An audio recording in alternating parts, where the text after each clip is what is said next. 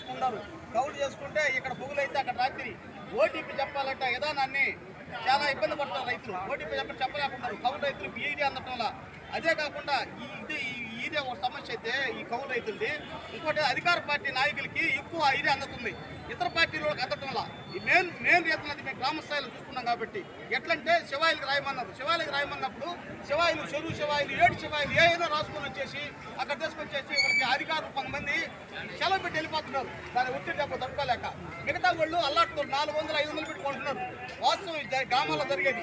అసలు ఏ వాళ్ళకి అసలు ఏ పిండి కూట్లు ఎంత ఈరియా ఉందో నివేదిక ఉండాలా.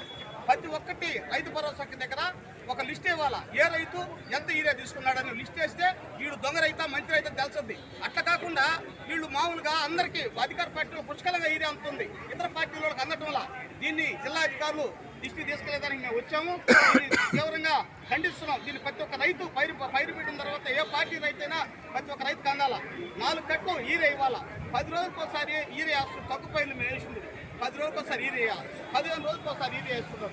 అదేవిధంగా ఫాస్ఫేట్ కావాలా, డిఏపి అరకట్ట యాప్లో కొడితే 4 ఎకరాలు కొడితే 2 కట్టలు వస్తాయి. ఎకరాకు కట్ట డిఏపి వేయాలి. అట్లా సబ్సిడీకి వచ్చేది డిఏపి. మిగతా 2200, 2600 మటుకు ఎన్ని కట్టాలు ఇస్తారంట. డిఏపి మటుకు 1350 మటుకు ఇదంట. ఇది ఎక్కడ మేము దీన్ని మేము వ్యతిరేకిస్తూ ఈరోజు కలెక్టర్ గారు కలిసి రద్దు చేయాలి.